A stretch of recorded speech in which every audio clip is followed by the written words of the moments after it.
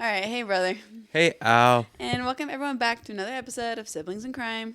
I'm Allie Russell, And I'm Blake Murphy. and just as it sounds, we are siblings who love true crime. Yes, love it. Yes, in a not weird way. Yeah, in a normal way. Yeah, in a super normal way. Well, if you haven't yet, as always, please like, subscribe, follow Siblings in Crime Pod on all platforms. Yes, You gotta fix your microphone; it's so far away from you. I know. Yeah, so that's what, let's see, our goal is 250 by the end of the year. We've been a little slacking. Blake didn't post any videos last week. It's not only on me. Just kidding. That's okay. Whatever you say. It's both of us. So if you can send it to someone, that would be super helpful. Thank you in advance. Well, we have way more than 250 on TikTok. TikTok, and you love the TikTok side of things, so. Blake's really big about wanting to do lives, and that's just more work for me. So we'll see if those end up happening. But that'd be pretty neat if we get to that point. Also, big thanks to Hannah. She's always very helpful, especially in putting together today's case, which is a pretty well-known case. I'd be shocked if you haven't heard it before. But it is pretty wild. And so we're going to... Pretty wild. So we're going to have to go into it. As always, the story is built off the most reliable facts available, and all the sources are going to be in the show notes. You ready to get into it? I'm ready. All right. It was April 1987 in Cincinnati Drake's Hospital. John Powell had been comatose for months at this point. Doctors worked hard to help him recover and go home to see his family. Holly Bryans Ragusa said of her father that, quote, "My dad was cool. He rode motorcycles. He had a bevy of friends who would go camping on weekends and go to the Daytona bike show once a year," end quote. Powell had suffered a motorcycle accident that resulted in a brain injury a year prior. And after months of treatment, he was on the mend, finally. Riding around the hospital in his wheelchair, seemingly in good spirits, he was called a miracle patient. That is, before he sadly passed away. The question now had to be asked: how? Today we're not going to tell just John Powell's story, but many others as well. And this is the case of the Angel of Death. You ready? I'm ready. Let's roll.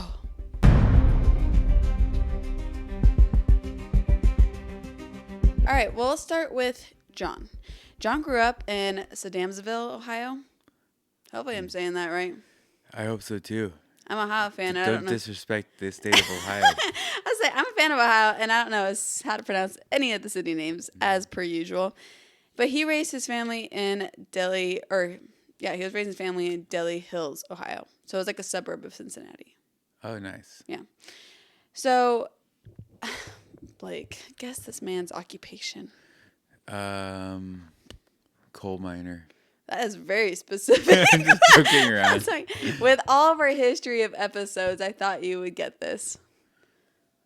No idea. He was a plumber and a welder at General Electric. Oh, why did I guess that? He's a handyman. Everyone we ever talk about are handyman. Really? Yeah, I feel like we didn't talked notice about that so many times.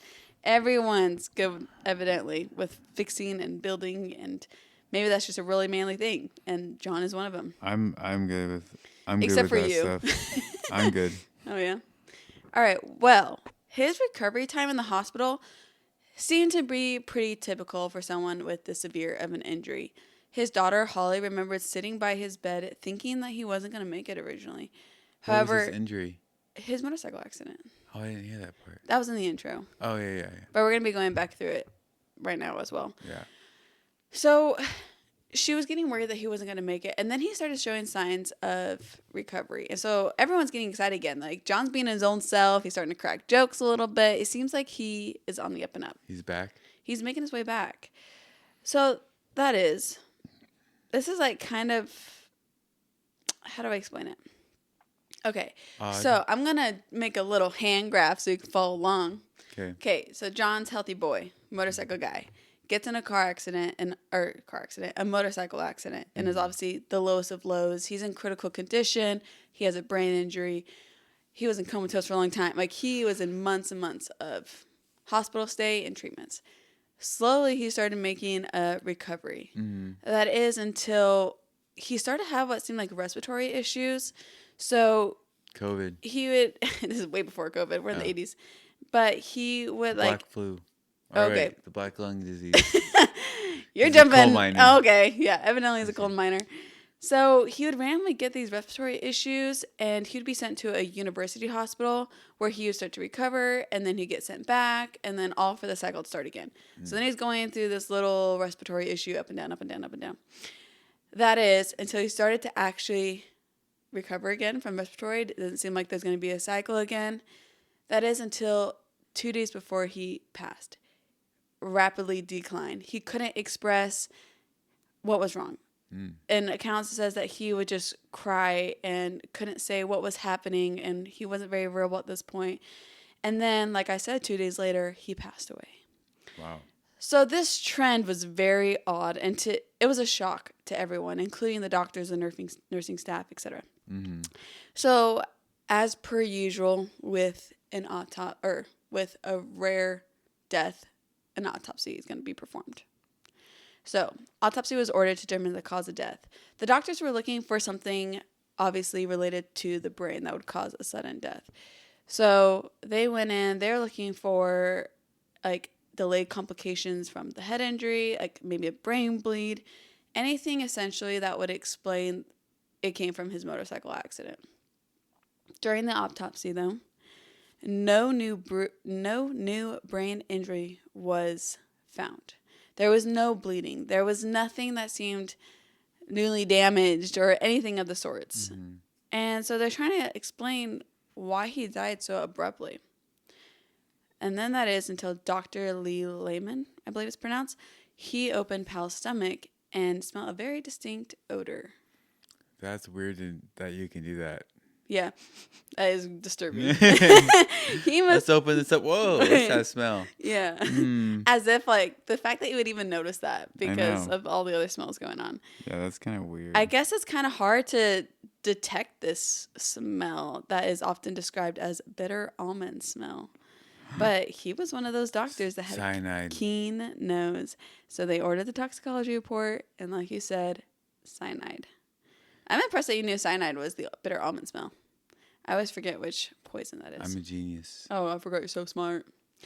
So this proved his death was not brain injury related, which is so scary. Like, brain injuries are so sad. Yeah, because you don't sometimes know it's even coming. Yeah, that's exactly. We had a cousin that had an experience like that.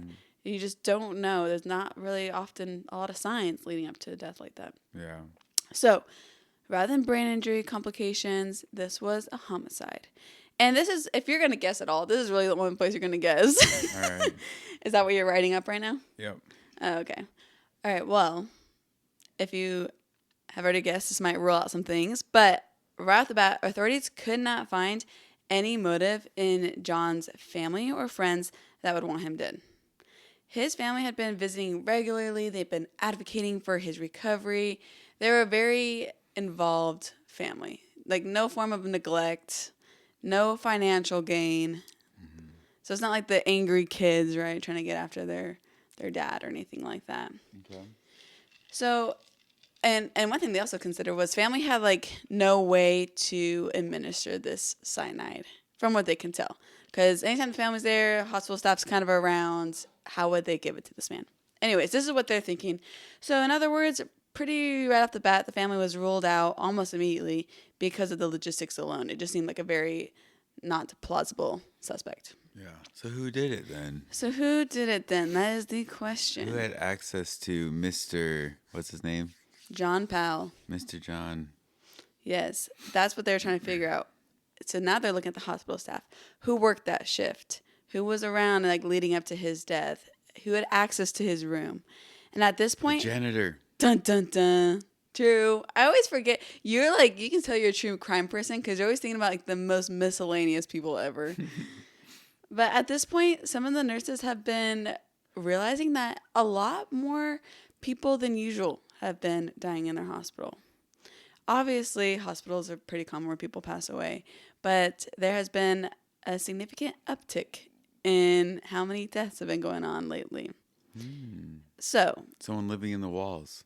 Oh, creepy! Like our one story in the house. Oh, that is like gives me the worst feeling ever. Thinking someone's like around all the time. Yeah. Well, so they started looking for a pattern. I kind of like having people around. I'm just kidding. I know, you too. Not in your walls. No, I'm just Goodness kidding. gracious. So the hospital staff start helping the authorities, of course, and they start looking for common patterns, like who's dying, who's working that night or whatever. Yeah.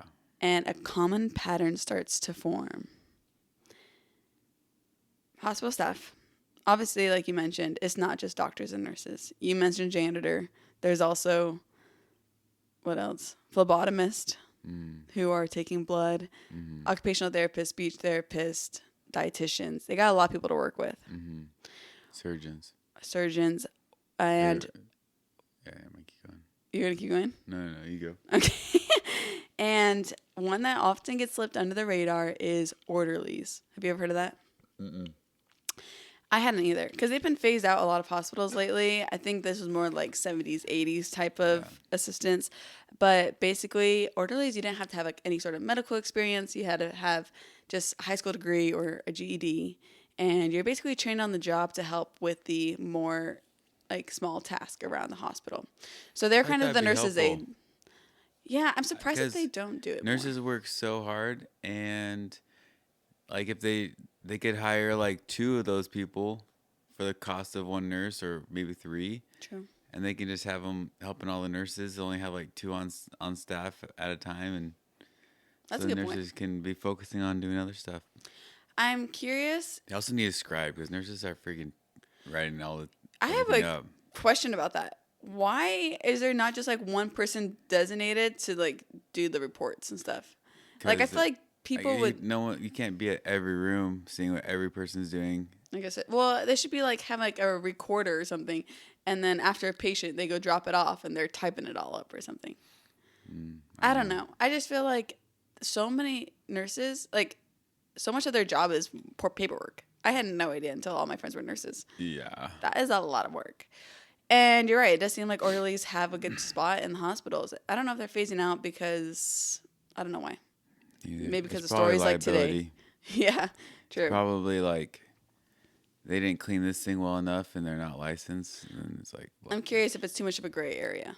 Yeah. Like also like what the responsibilities. Well, because, okay, so typical responsibilities, changing sheets, administering medications, where I'm like, that one is weird to me. Yeah. Like that feels like that gray area. Maybe a doctor or a nurse should be doing that. Yeah.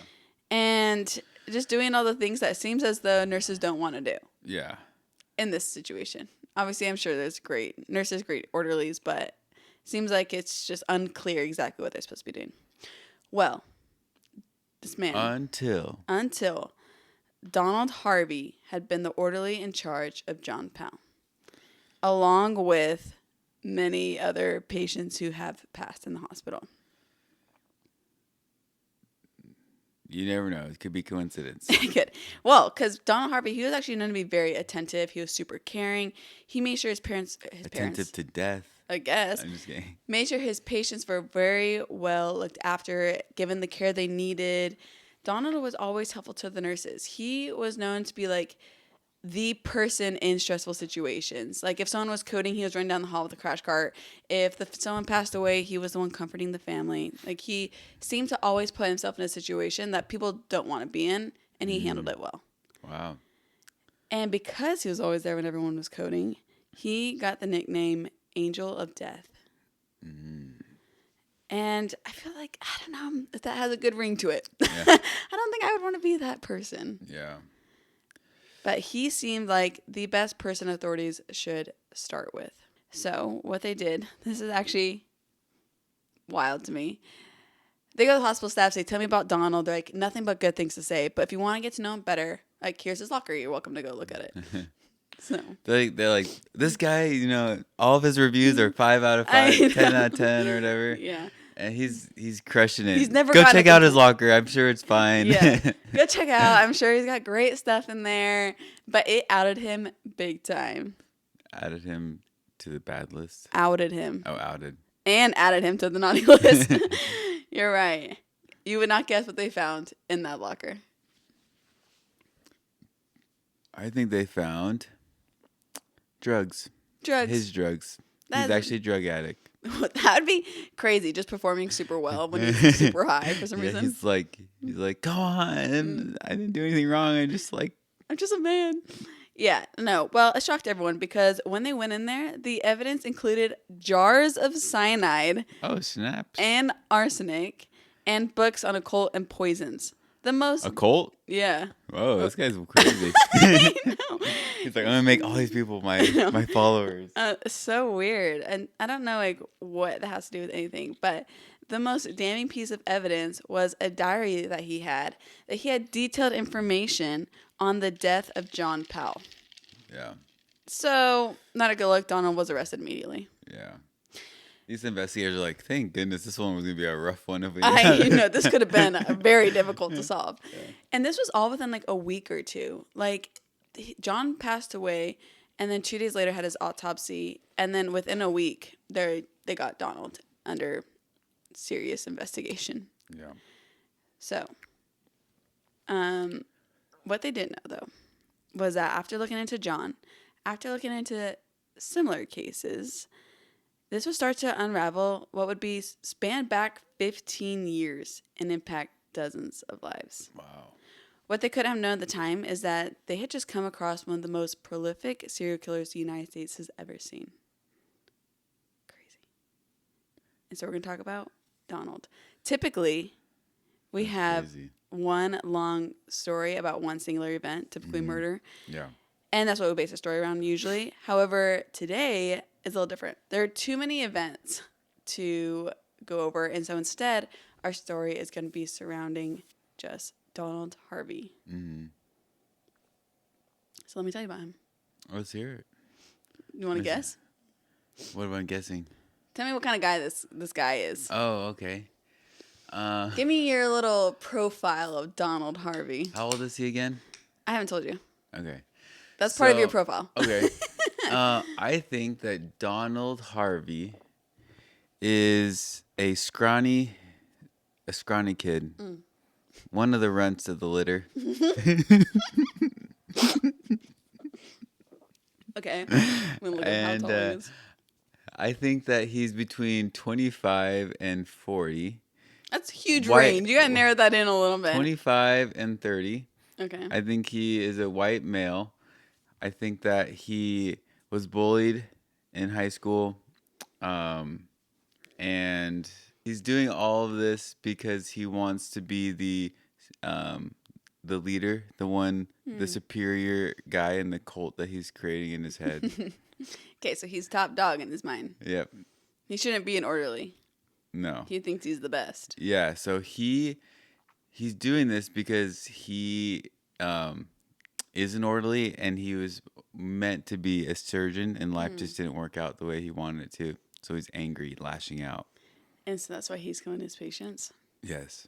Interesting. Okay. Well, hold on to that and tell me how accurate you think you're going to be. Okay. I'm curious.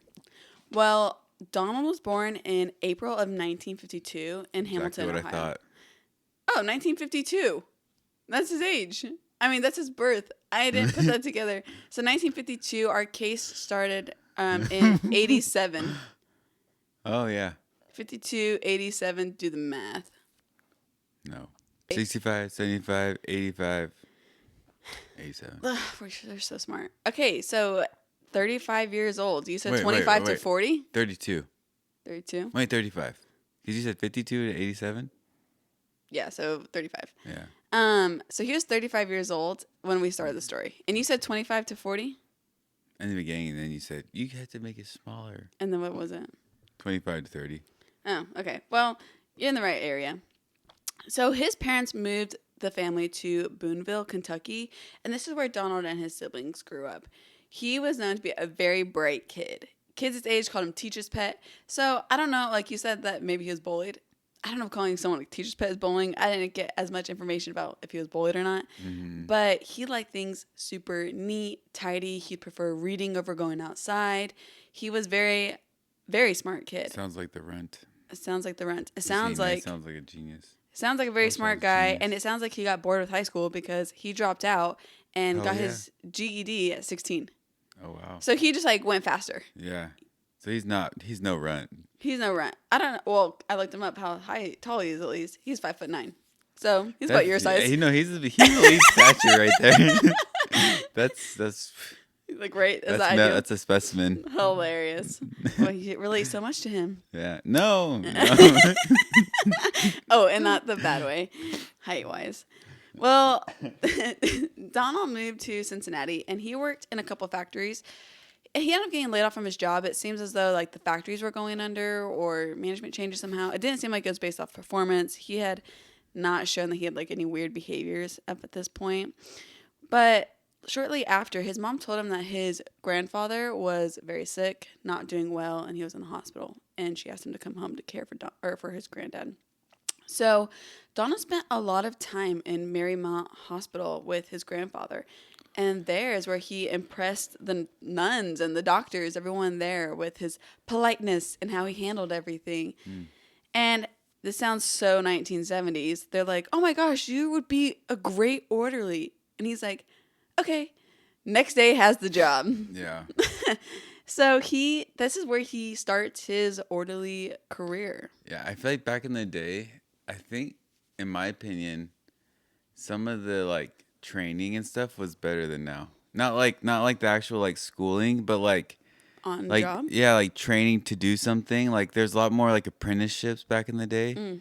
So it's like, oh, I want to become a plumber. I'm gonna go work for a plumber and get really good, and then become a plumber. Right now, it's like I have to go do this class that nothing is actually related to plumbing. Yeah. Same with like aviation. Like you have to go do a written test. Nothing to do with aviation, or True. everything to do with aviation, but it doesn't help you at all. Right. And then like for example, like I remember Dad telling us that there was one of his friends was a doctor and a lawyer. It's like nowadays you can't go to school for 15 years to become a that'd doctor be your and whole then go entire become life. a lawyer. Yeah, it's like I felt like it was easier to like Get into trades at least. yeah, get into like get trained on something and become good at it. Seems like nowadays we're favoring like school books education, whereas there is like skills and life experience. Yeah, but I think we're coming back to it. I hope so. Yeah, because I I feel like was that's talking what to do Captain it. about that the other day. Really? Yeah. I think it's a good way to be. Well, so he started his job right away, obviously. His duties included changing bedpans, which I was so sad when I looked that up. I was like, what is a bedpan? I could not be a nurse. Have you seen that one picture of the nurse holding like this ginormous like looking pan thing and there's just a huge dump on it? Wait. It's like the biggest thing I've ever seen. That's horrible. That makes me so sad. Don't ever show me that. I'm gonna look at it. No, don't. That's so gross. All right, just keep going. So he was doing that, and then he was also inserting catheters, which is another thing. I'm like, I thought we were supposed to go to school for that, but okay. And he was passing out medications. No, that's fake. No, it's not. That's fake. No, There's no way. We're putting it up on the screen. yeah, I have to. Send that to me so I can put it up later. I don't do well with that stuff. Me neither. Ugh. After working at the hospital for a few weeks, something in Donald just snapped. It's May of 1970. He had gone into a private room of a stroke patient. He was intending to go in to see if the patient needed anything. Like he was doing his due diligence, running his rounds. Yep. And this man, his name is Logan Evans. He was 88 years old. And 88, you're old. Like you may not. You're in the hospital. You're sick. He is probably not super aware of his surroundings. He had gotten feces on his hands. Okay? Oh, gross. And when Donald came to help him, he had rubbed his hands filled with feces on Donald's face. I didn't mean to. That's from my understanding. I doubt he meant to. But Donald, as you remember, he is a clean freak. He is organized. He is tidy. He is now covered in feces. And it broke something in him. Yeah. That's when he grabbed Logan's pillow and smothered him to death. Jeez. Horrible. That's an extreme reaction. Extreme reaction. And that's like our first known killing from Donald Harvey. In an interview Donald gave reporters later, he said, quote, "The next thing I knew, I'd smothered him. It was like it was the last straw. I just lost it. I went in to help the man, and he just wants to rub that in my face." End quote. I'm like, that's not an excuse. Okay, obviously. Yeah. Ridiculous. And for 10 months, Donald worked at this Marymount hospital. The nuns and doctors loved working with him. He was helpful, supportive, kind.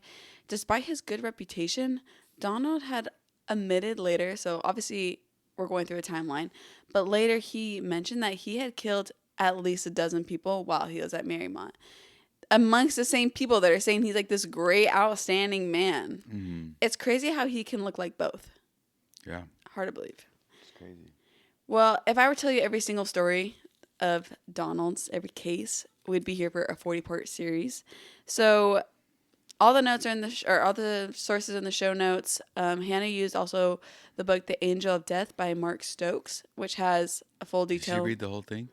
I'm not sure if she read the whole thing. I'm sure she went through it, unless she's read it in the past. But Let's say she Hannah, read let the whole us know. thing. She read the whole thing. Yeah, Hannah. Dedication. I imagine she's a really fast reader. But unlike other serial killers, Donald did not have a specific type of person he went after. Let me see what this guy looks like. Yeah, look him up. He he attacked all people. Doesn't matter their age, race, backgrounds, gender. He looks like a mixture of Mr. Bean with what's serial killer? Ted Bundy. Ted Bundy. Ted Bundy and Mr. Bean. Yeah. What a combination. You see Wait, it? I totally see that actually. Yeah, that's crazy, huh? It is up on the screen, of course, and I forgot about Mr. Bean. That's hilarious. Yeah. Yeah, it's just, I think he has the Ted Bundy in him with the dark features. He's young, Yeah. that kind of thing. But Donald, like I said, he didn't have a specific type, nor did he have a specific MO. Like, he was not attached to one way of killing people. He used oxygen tubes, plastic bags, morphine, combination of drugs. There was no rhythm to his madness. I think I've asked you this before. What is the phrase? Rhyme to his madness? No, there is no method. Method to his madness. That's right. There is no method to his madness. It is unclear why he used different methods of murder. It seems as though he may just be experimenting or just whatever was available, opportunity. Disturbing thought. Mm-hmm. One murder really affects me for some reason. Freaks me out. All right, guys, quick break from the case. Because if you've ever looked up at an airplane and thought, I wonder what it's like to actually fly one, this is for you. Today's episode is brought to you by Simplify, a local flight school right here in Arizona that makes learning to fly simple, fast, and actually affordable. Simplify offers discovery flights where you can get in a real airplane with a certified flight instructor, take the controls, and experience what it's really like to be a pilot. No experience needed, just show up and have a great time. And for our listeners, you can get $10 off your Discovery flight when you book through simplyflyco.com and let them know that Siblings in Crime sent you. Whether you've checked off a bucket list item for fun, thinking about becoming a pilot, or just want the coolest experience you've ever had, head over to simplyflyco.com, book your Discovery flight, and use podcast discount to save $10. Now back to the crime. And this was definitely an act of retaliation. One patient had an argument with Donald, and evidently he thought Donald was going to kill him, from our understanding. I'm not sure what Donald was doing in order for the patient to believe this, but the patient took his bedpan and hit Donald in the head with it, basically knocking Donald out. Like, he was defending himself. Exactly. And Donald had to take some time to recover. Once he did recover, Donald... Like same day? Same day. Yeah, I mean, I'm sure he wasn't, like, passed out for a long time or anything. Once he had recovered... I'm just making sure. Once he had recovered, Donald went back to the patient's room late at night, took a coat hanger from the closet, a wired coat hanger, unraveled it, and had shoved it up his catheter to puncture internal organs. Infection set in, and the patient passed away 4 days later. Jeez. That one is so heartbreaking to me. Like, I can't imagine that pain. Like, I mean, all of these are horrible, obviously, but how messed up does your mind have to be to think to go that route? Yeah. Like, that is so, so disturbing. But murder wasn't the only thing Donald was up to, because in 1971, he was super drunk. He was very disorderly, and he had been arrested for burglary, believe it or not. From my understanding, it sounds like he broke into like some sort of doctor's office area, medical area.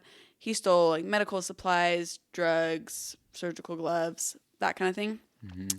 And so he was caught right away, which is great. But while in custody, he was like going on and on, babbling about these murders he had been committing. And keep in mind, our story started in 1987. This is 1971. So this is 16 years before he would get caught. And he's already talking about these murders. And because he's so drunk, police are already having a hard time believing him. They go and actually look in to see if there's any evidence into what Donald's saying. And they don't find anything. This is back in the day, right? Yeah, this is 71. 71, yeah. And so they don't find anything, which honestly is hard to find evidence the way he's killing people. Mm-hmm. And so they just took it as false confessions. And they're like, oh, he must be talking about nothing. Must be a crazy old drunk. Yeah, exactly. And Donald was charged with the burglary. He pleaded guilty for a lesser charge and only had to pay $50. So he's paying $50 when he's like secretly has already killed at least 10 people. Wow. That's crazy. That is crazy. And it's like, oh, he keeps getting so close to being caught. Yeah. Imagine how many lives could be saved in the next 16 years. Yeah. If he just thinks he's unstoppable now. Yeah, he's got that pride in him now. He's got that superior complex you were saying. Mm-hmm. I know. Oh, yeah, you're super good at profiling. Yeah. Well, Donald quit his job after that. Obviously, he got caught stealing and stuff. So he enlisted in the Air Force. He was only enlisted, though, for about 9 months before they discharged him. It depends on the source as to why. It's not very well covered. From what we gathered, it seemed as though it's because he had 2 suicide attempts. But in other sources, they talked about how the superiors got word that he had drunkenly confessed to murder. And whether the police believed it or not, they did not want to be involved in that. Yeah. Which I can see why they would do that. The Air Force? Yeah, the Air Force, You I said believe. police. Yeah, the police don't believe it or not. Like, the police who captured him for burglary. Like, Yeah. whether they believe or not that he was guilty, the military didn't want to be involved in it. I see. So he wasn't there very long, and in July of that same year, Donald had actually admitted himself into the Veterans Administrative Medical Center in Lexington, Kentucky, because he'd been suffering from bouts of depression, like severe depression, and he was there until August of that year. So what was weird is that he was only out for a few weeks before he admitted himself back in, realizing he is not getting the help he needed. Mm-hmm. Again, depending on source, but according to a lot of locations, it says that he was placed in restraints, and over the course of the following weeks, he had received 21 electrotherapy shocks. That's a ton of shocks. Like ECT, so like it's like a form of therapy. Evidently, according to my quick Google search, it is performed under brief general anesthetic and with a muscle relaxant. So they say you don't feel anything, you're completely under, and you receive these little shocks to your brain that are supposed to have like therapeutic seizures that are supposed to help with severe depression. Now, I don't know anything about this. I don't know if that's legit. It seems kind of crazy to, especially 21 shocks. Surely that's not good for the brain. 21 seizures. Yeah. But they say it's safe. In the 70s, the treatment seemed to be much more controversial. But they still said it was to support severe depression. One thing that was why I think it's so controversial is that they also say that it was supposed to help homophobic behavior. Now, I don't think that that's a thing that should be getting shocked, but obviously the 70s are way different than today. Despite the obvious deep internal issues, on October 17th, 1972, Donald was abruptly released from this medical care. And it didn't seem like he wanted to leave. It didn't seem like he was ready to leave. And Donald... He liked it? Well, or he wanted to be there? Yeah, he wanted to feel better. Oh, I see. And his mom, Goldie, was so mad about this. She's like, he has not shown any signs of improvement since the first time he was admitted back in July. Yeah. And you're just like letting him loose.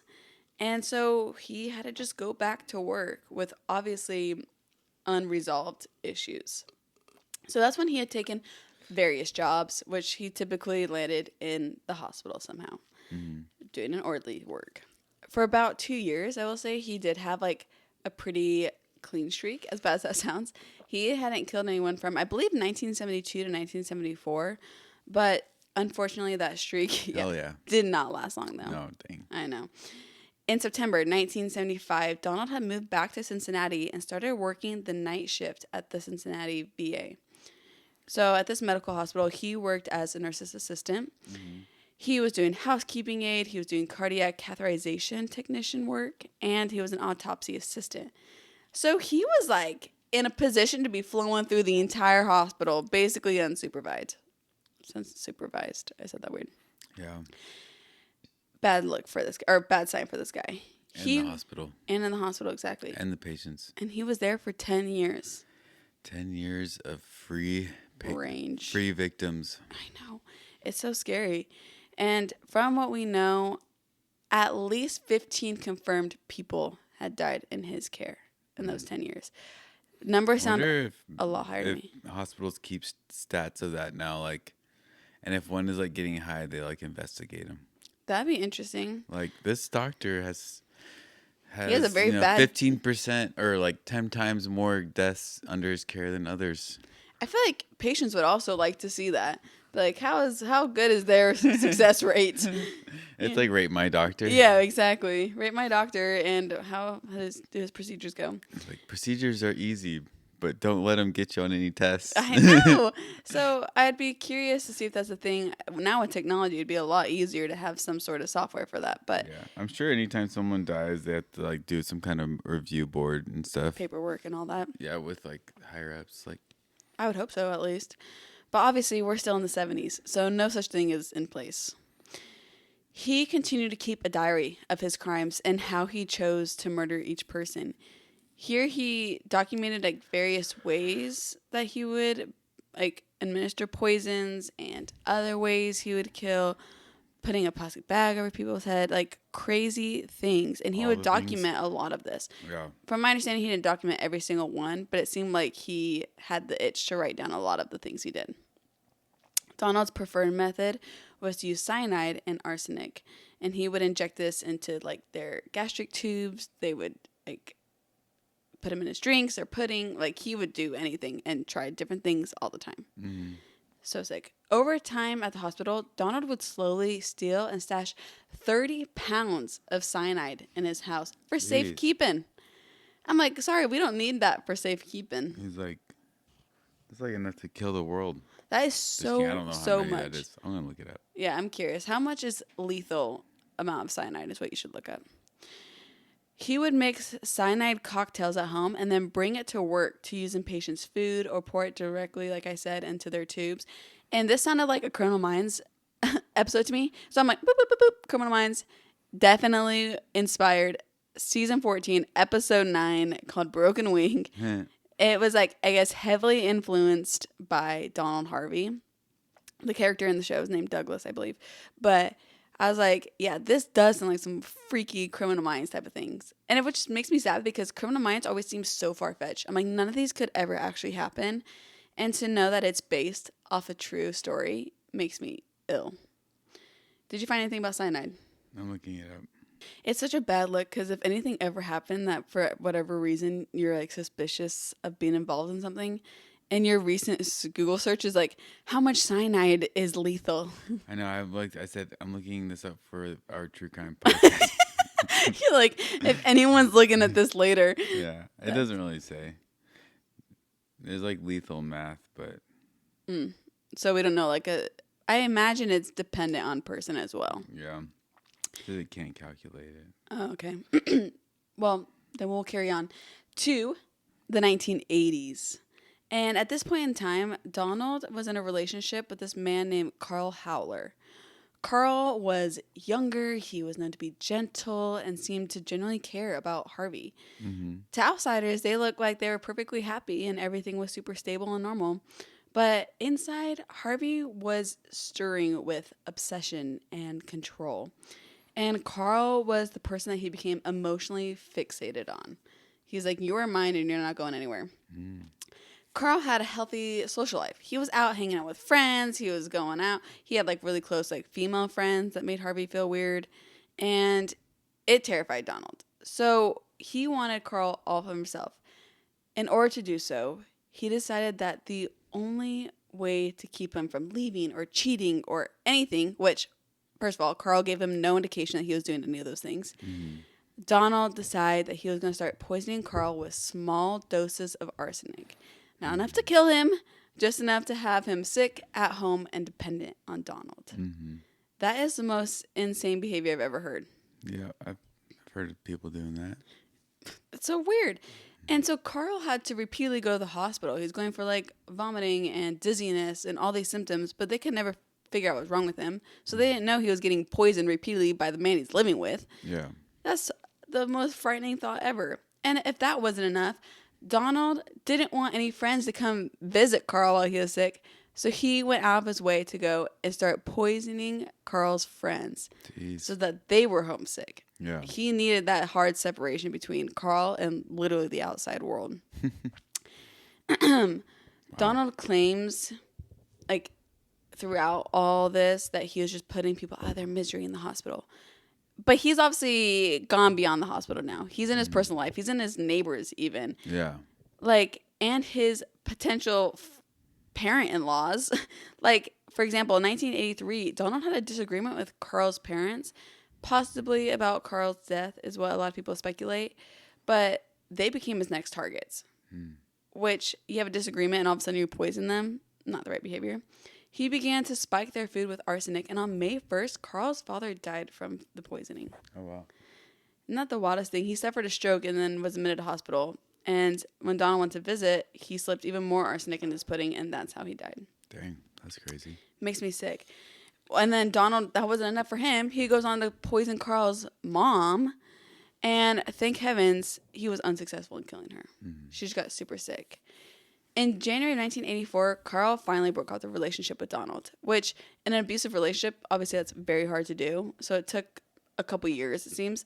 But he was able to finally get away from Donald. But that didn't stop Donald. For the next 2 years, he tried to poison Carl. Wow. I can't imagine how frustrating that'd be. You're already trying to get away from this guy, and now he's like trying to poison you at the same time.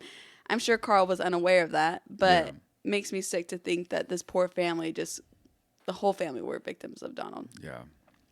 And at this point in his murder career, he branched out beyond personal relationships to his neighbors, like I mentioned earlier. Since he was easily, I guess, in disagreements, he had later offered one of his neighbors that he disagreed with a drink that was laced with hepatitis serum mixed in it. And she nearly... hepatitis serum? I don't know. Look that up, too. I was like, how do you even make a serum? Yeah. She nearly died, but luckily she was actually diagnosed and they recognized it early and they were able to treat it before that could happen. So I'm surprised the investigation didn't start in 1983 when they realized a neighbor was poisoned. But another neighbor wasn't so lucky, and Donald had another disagreement, so he snuck arsenic into one of her pies and she died within the week. So he had killed one neighbor, almost killed another neighbor, killed his boyfriend's dad, almost his mom, and his boyfriend. Like, it was a mess. Like, he claims mercy killing, not a chance. Killing everyone. Exactly. Yeah, I don't know. It doesn't really say anything. Go on. All right. Well, in July 1985, security guards noticed Donald was acting suspiciously as he was leaving for work. And I love when security guards are on top of their job. I'm like, I would not notice someone looking suspicious, but they are well trained, evidently. And so they pull him aside and they actually search his gym bag and found a trove of items. They found a .38 caliber pistol. They found hypodermic needles, surgical scissors, gloves, a cocaine spoon. I was like, what the heck is a cocaine spoon? I guess, like, back in the day, they had these little snuff spoons that are really tiny that you can use to inhale.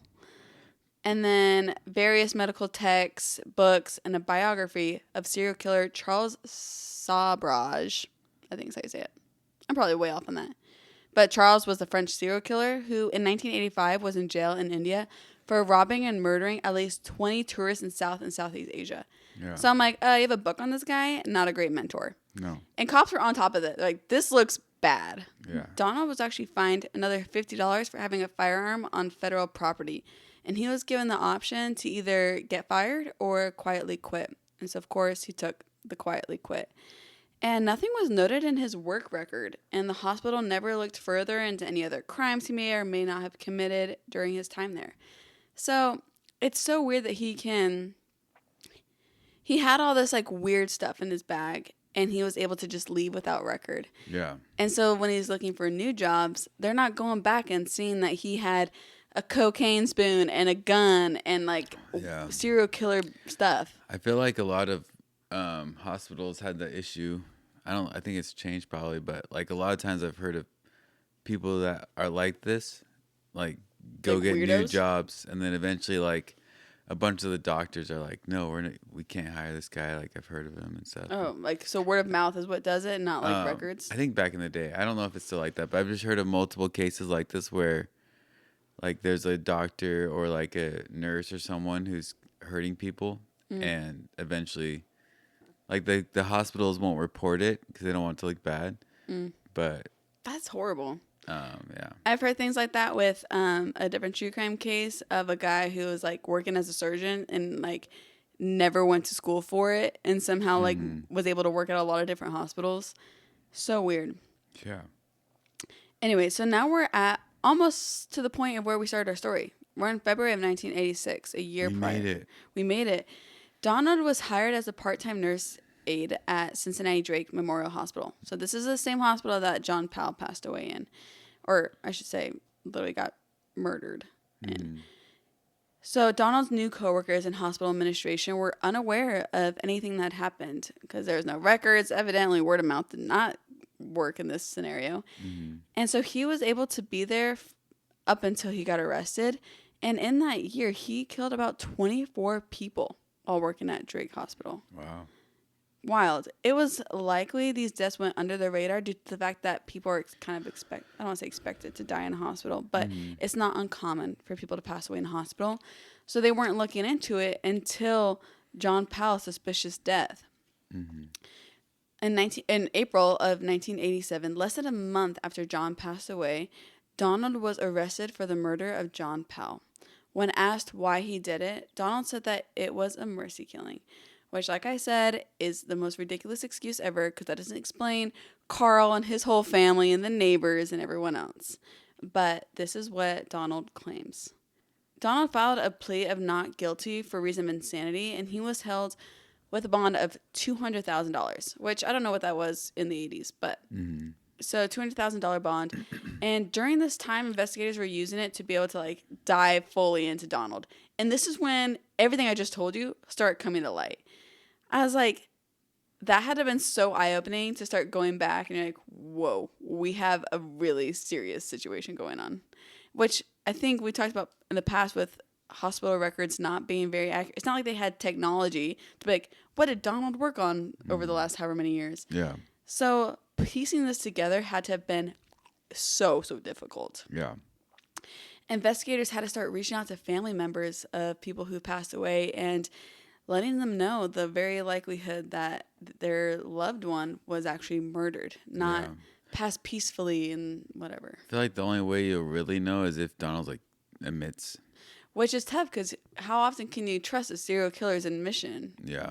I feel like it's a little different in this case because it's like more, it's not random. It's like, oh, he's in the hospital he's working on that guy for the past 6 months and that guy died. We'll just get a confession for sure. But like when it's like a serial killer, freeway, like a trucker or something, it's like he can just claim anything that's along that freeway. That's true. He's like, maybe he was there, maybe he wasn't. Like Donald had to have been there. Like record that he was working. Yeah. That's true. At least you can like narrow it in that way. Yeah. But then again, it's like still hard. It's like he died, but also you're in a hospital. Yeah. What did you do something or not? Right. Exactly. And so by August 11th, Donald had confessed to a total of 33 murders. His lawyer knew that if there were more than one person murdered, Donald could be sentenced to death under Ohio law. Wow. And Donald did not want that. So he accepted a plea deal. And that I am still in shock about this. He accepted a plea deal that he would plead guilty if they would take death penalty out of the picture. So they did. So no death penalty for 30 plus lives. is probably one of the craziest things I've heard. Yeah, it's probably just to get all the names or as many names as possible so they can close all those cases, or at least tell the family. Yeah, I'm curious as to like if they went and talked to a lot of families and like, hey, we're willing to offer this plea deal. Like, do you want to know for sure if your loved one? But I saw this interview with Donald, or this reporter guy was talking to a victim of Donald's, and he was pissed that he didn't get the death penalty. He's like, no, like our whole family was affected, and so I know not all the victims agreed with this, at least from that one interview I saw. Yeah. But within a week later, on August 18th, Donald entered the courtroom and pled guilty to 24 counts of murder, 4 counts of attempted murder, 1 count of felonious assault. And just 4 days later, he, let's see,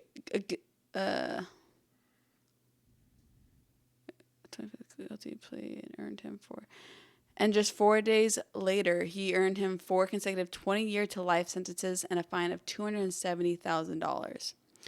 So I'm going to just like dumb this up into numbers. Total confirmed victims, confirmed 37. But there is way more than we think, I'm sure of it.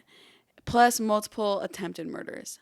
Total time sentenced, 17 life sentences, plus at least 100 years, plus additional 20 years, plus 3 7 to 25-year terms. So he had obviously no possibility of release. And even with parole eligibility calculations, he would not live long enough to ever even see a parole board, nor would they ever let him out. I'm sure of it. Mm-hmm. But 2 years later, the police had to close the investigation into other murders due to the lack of evidence. So are there more? Probably. Yeah. Donald confesses to more, but confirmed we can only say like around 37, depending on source. Mm-hmm. On October 26, 1987, Donald was admitted into the Ohio prison system. He was scheduled parole hearing, but that was supposed to be done in 2047, so he'd be 95 years old. However, on March 28th, Donald was found severely beaten in his cell. He died 2 days later on the 30th. Wow. A fellow inmate, James Elliott, was charged with aggravated murder and was sentenced to 25 years to life in prison after he pled guilty to this killing. So he'd be eligible for parole in 2046 at the age of 71 years old. So Donald had a brutal ending, which... deserved. Are we mad? Yeah, exactly.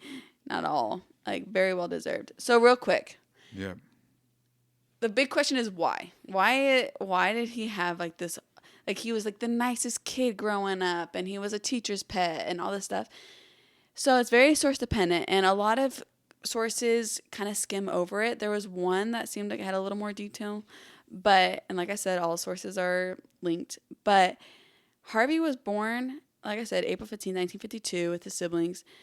Evidently, when he was only 6 months old, his father fell asleep while holding him and accidentally dropped Donald Harvey on his head, which we've heard before. Mm-hmm. It doesn't seem like that's a very uncommon thing, but I guess evidently there was no obvious brain injury or anything of the sorts. He did have like a soft spot on his head that never went away. Mm-hmm. But it wasn't long until a few years later, he was on the bed of a truck and fell off and hit his head again. So a lot of people think maybe something got messed up when he hit his head twice at such a young age. Mm-hmm. But what really does it is, rumor has it, that Donald's uncle. Uh-oh. I hate how uncles have the worst reputation ever.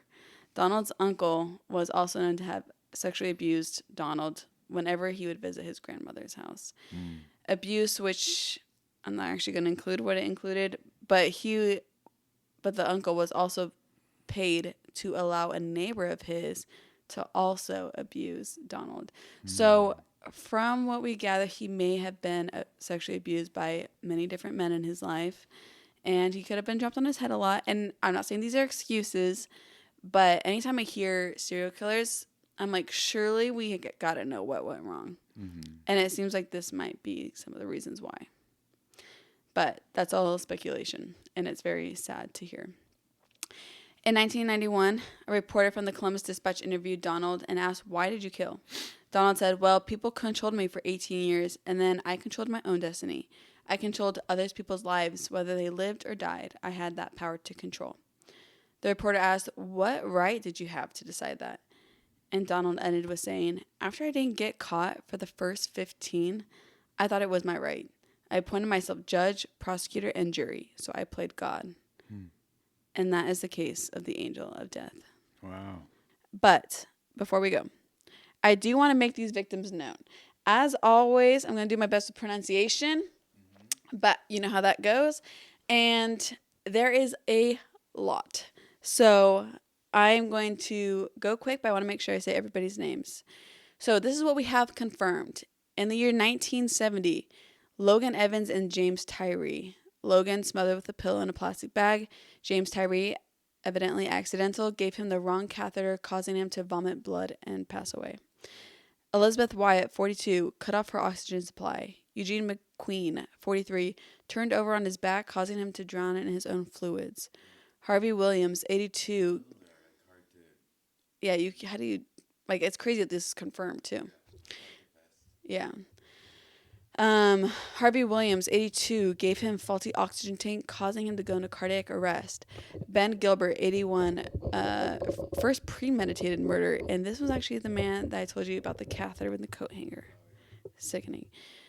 Maud Nichols gave her a faulty oxygen tank. Williams Bowling, 58, turned off his oxygen tank, causing a fatal heart attack. Viola Reed Wyron, 63, attempted to kill her by smothering her with a pillow in a plastic bag, but was interrupted and later killed her by giving her a faulty oxygen tank. Margaret Harrison, 91, overdosed her on codeine and morphine. That was all in the year 1970. 1971, we got Sam Carroll, 80, gave him a faulty oxygen tank. Maggie Rollins, smothered with a pill in a plastic bag between it and her face. Silas Butner, 62, gave him a faulty oxygen tank. John V. Combs, 68, attempted to smother him with a plastic bag, but instead gave him a faulty oxygen tank. Milton Byron Sasser, 90, overdosed him on morphine. Then the victimless burglary, victimless arson that we didn't even discuss. Now we're in 1980. Doug Hill, this was one of his relationships, one of his boyfriends, and he attempted to poison with arsenic, but he did survive. Carl Howler, that we talked about, he was poisoned repeatedly and survived. Diane was a neighbor, I believe, and attempted to give her acrylic acid and attempted to give AIDS. I don't know how this all happens, but Diane did survive. 1983, Helen Metzger, 63, killed for an argument, was given arsenic after a tracheotomy, the thing where you go through the neck, causing paralysis and hemorrhaging. The Metzger family attempted to poison alongside Helen, but failed. Henry Howler, Carl's dad, poisoned with arsenic and died on May 1st. Howard Vedder, and this was actually Carl's brother-in-law, and this was accidental. He drank alcohol that Harvey had poisoned and died from a heart attack by mistake. Now in 1984, Hiram Prophet accidentally overdosed him on a heparin. James Peluso, 65, one of his ex-lovers, poisoned with arsenic, causing death from cardiac problems. Edward Wilson, a neighbor who tried to protect Howler, Carl, poisoned with arsenic and died 5 days later. Nathaniel J. Watson, 65, smothered with a wet plastic garbage bag liner, unsuccessful, attempted several times prior. Leon Nelson, 64, smothered with a wet plastic garbage bag liner. Virgil Weddle, 81, poisoned with rat poisoning and his pudding, causing a fatal heart attack. Lawrence Berndenson, poisoned repeatedly with rat poison, died 3 days later. Doris Nally, 65, poisoned with cyanide in her apple juice. Willie Johnson attempted to poison with arsenic repeatedly. Edward Schreibesis, 63, poisoned with arsenic in his soup. Robert Crockett, 80, poisoned with cyanide in his IV. Donald Barney, 61, fed cyanide through a feeding tube and injected it into his bottom. James T. Woods, 65, poisoned with cyanide through gastric tube. Ernest C. Frey, 85, poisoned with arsenic through his gastric tube. Milton Cantor, 85, poisoned with cyanide through his nasal tube. Roger Evans, 74, poisoned with cyanide through his gastric tube. Claiborne Kendrick, poisoned with cyanide through both his gastric tube and injection into his testes. Albert Bueneman, 69, poisoned with cyanide dissolved in his cup of water. William Collins, 85, poisoned with cyanide dissolved in his orange juice. Henry Cody, 78, poisoned with cyanide dissolved in water through his gastric tube. Mose Thompson, 65, poisoned with cyanide dissolved in water through his gastric tube. Otis Day, 72, poisoned with a cyanide solution. Cleo Fish, 67, poisoned with cyanide in her cranberry juice, removed a lock of her hair post-mortem and burned it. Very odd. Harold White and John Olendick, poisoned both with arsenic and both survived. Now in 1987, Leo Parker, 47, poisoned with cyanide in his feed bag. Margaret Kukrow, 80, poisoned with cyanide in her orange juice. Stella Lemon, 76, poisoned with cyanide in her orange juice, died on March 16th. Joseph M. Pike, 68, poisoned with detachal. Hilda Leitz and John W. Powell, poisoned with detachal and in her G tube in her orange juice. And then, as we know, with John Powell, poisoned with cyanide in his gastric feeding tube. So these are some possible. It felt like 100 names. And some possible ones that aren't even confirmed are Joseph Harris, who was killed with a reduced oxygen tank, was never indicted, though, for his murder. And then the following were also killed by unknown means that are possibilities. James Twitty, James Ryder, Harry Rhodes, and Sterling Moore. So though Harvey was, like I said, only convicted of 37 murders, he claimed to have killed at least 87 in total. I told you that was going to take a minute, but I wanted to make sure we said everyone's name that we knew for sure, so that they just know that we care and that they are heard, and how horrible for their poor families. And that is officially the end of our case of the Angel of Death.